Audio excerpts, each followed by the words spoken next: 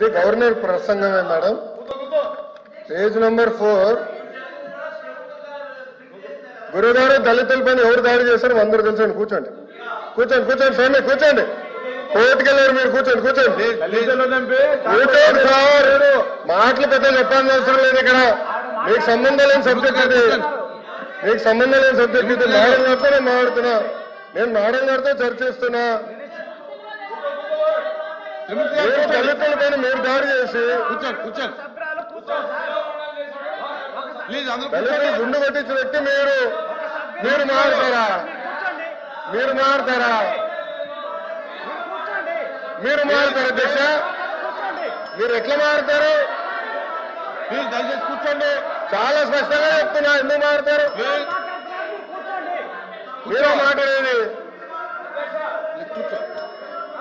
మీరు ఒక ఎత్తు, ఇంకొక ఆయన ఏమో డైరెక్ట్ గా సవాన్ని డోర్ డెలివరీ చేశాడు.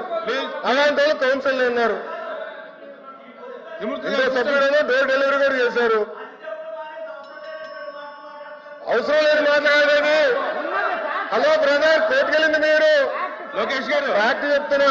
లోకేష్ గారు ఫ్యాక్ట్ చెప్తున్నా. ఇక్కడ చాలా స్పష్టంగా లోకేష్ గారు అధ్యక్ష, ఇక్కడ చాలా స్పష్టంగా లోకేష్ గారు చాలా స్పష్టంగా మళ్ళీ చెప్తున్నా అధ్యక్ష. అధ్యక్ష నా దగ్గర ఇంగ్లీష్ ఉంది, నేను చదువుతున్నాను. మళ్ళీ చెప్తున్నా. To date investors are place investment. అరే ఇంగ్లీష్ మీడియం అని పొద్దు నుంచి ఊదరగొట్టారు. ఇంగ్లీష్ మీడియంలో చెప్తున్నారా భయ్? మీ సభ్యులు లేరు. ఇంగ్లీష్ మీడియం గురించి ఊదరగొట్టారు కదా పొద్దున. మళ్ళీ ఇంగ్లీష్ మీడియం చదవలేరా? అరే పొద్దున English medium English medium English medium అన్నారు. అరే ఇంగ్లీష్ లో చెప్తే భయపడతారు. ఏ భాషలో చెప్పాలి కదా? గవర్నర్ గారు చదివింది ఇంగ్లీష్ లో. మీరందరూ బైకాట్ చేయకుండా కూర్చుని ఉంటే బాగుండేది. అరే అది కాదు భయ్, ఇంగ్లీష్ మీడియం చదవకూడదా? ఇంగ్లీష్ లో ఉందని చెప్పకూడదా? అరే మీరే ఇంగ్లీష్ మీడియం అని పెద్ద ఊదరు కొట్టారు. నేను స్పీచ్ ప్రిపరేషన్ వెళ్ళినప్పుడు ఒక సబ్జెక్ట్ చేసి ఇంగ్లీష్ మీడియం ఎత్తేస్తామని కూడా మాట్లాడారు. మరి ఎట్లా తెలుగులో మాడితే చెప్పంటారు, ఇంగ్లీష్ లో మాడితే చెప్పంటారు. ఇంకా ఏ భాష మాట్లాడాలి? లోకేష్ గారు సార్ క్లియర్ గా 4వ పేజీలో to date investors have pledged investment of 6.5 lakh crores with an employment potential of 4 lakh jobs. అధ్యక్ష ఇది మా పార్టీ విధానం, ఇది ప్రభుత్వ నినాదం.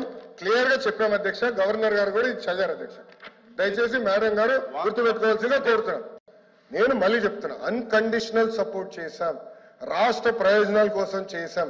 గత 9 నెలలు పూర్తి చేయలేదు సార్. మీరేమన్నారు అధ్యక్ష? ఒక్క నిమిషం. మీ నాయకులు ఏమన్నారు అధ్యక్ష? పులివెందుల ఎమ్మెల్యే ఏమన్నారు గతంలో? మెడలో ఉంచి ప్రత్యేక హోదా తెస్తాన్నాడు. ఏమైంది? మెడలో ఉంచి ప్రత్యేక హోదా తెస్తానని ఆనాడు చెప్పారో చెప్పలేదా? చెప్పారో చెప్పలేదా? అన్ని బిల్స్ మీరు 5 సంవత్సరాలు సపోర్ట్ చేశారు. ఏమైంది? ప్రత్యేక హోదా తీసుకురాలేదు. మేము మళ్ళీ చెప్తున్నాం తెలుగుదేశం పార్టీ జనసేన సభ్యులు కూడా ఉన్నారు. తెలుగుదేశం పార్టీ జనసేన 2 పార్టీలు కలిసి అన్కండిషనల్ గా ఇండియన్ మేము సపోర్ట్ చేశాం. ఎన్నికల ముందర కూడా చెప్పాను ప్రజలకి. నేను చెప్పాను అధ్యక్ష. ఒక్క నిమిషం సార్. మేము 24 ఎన్నికల్లో ఏం చెప్పాం? డబుల్ ఇంజిన్ సర్కార్ అని చెప్పాం. డబుల్ ఇంజిన్ సర్కార్ ఇప్పుడు వచ్చింది. కేంద్రం రాష్ట్రం ఒకే ప్రభుత్వం ఉంది. రైల్వే జోన్ ఎవరు కాపాడారా? నేను కాపాడాను.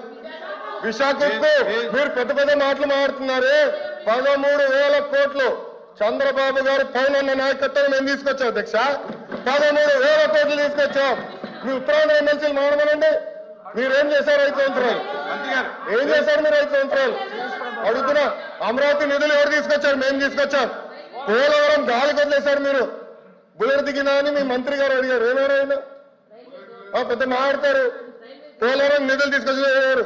6.5 ప్యాకేజ్ కి మొన్న 1000 కోట్లు రిలీజ్ చేశాం. నో అధ్యక్ష, ఐఎమ్ ప్రొటెస్టింగ్. మేడం గారు has to withdraw that statement. అది కరెక్ట్ కాదు అధ్యక్ష. I'm sorry. ఓకే సభ్యులు ఉన్నారని చెప్పొచ్చు, ఐ హావ్ నో ప్రాబ్లం. కానీ ఏదో మేము వాళ్ళని థ్రెటన్ చేస్తున్నట్టు ఏదో మా పైన ఆధారపడే పదం వాడతాం కరెక్ట్ కాదు అధ్యక్ష. మేము ఏనాడో అనలేదు. మా సపోర్ట్ అన్కండిషనల్.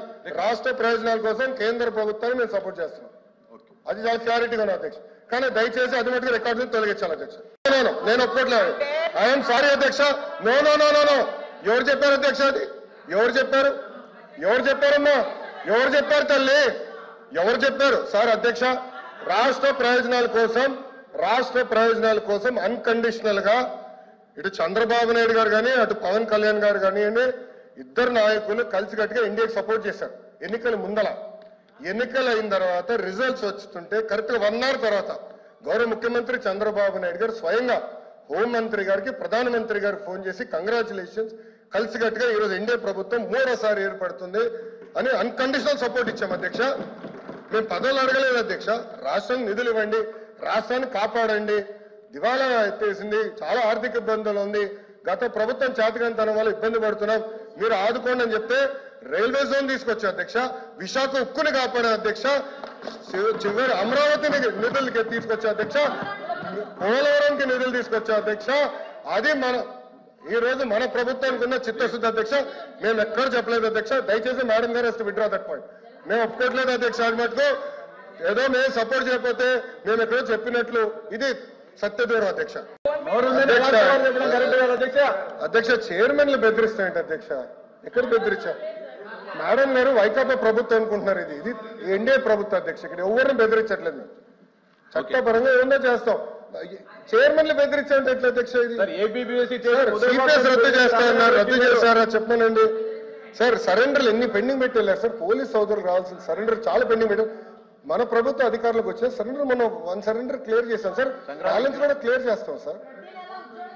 జీతాలు సకాలంగా 1వ తారీఖు నాడు చెల్లిస్తున్నాం, ఏం చేస్తున్నాం? సింపుల్ గా ఇట్లా చైర్మన్లు బెదిరించారంటే మీరు ఒప్పుకుంటే ఎట్లా అధ్యక్ష? ఇది దయచేసి అర్థం చేయండి అధ్యక్ష, ఎన్ని లెక్కడి నుంచి తొలగించాలి అధ్యక్ష.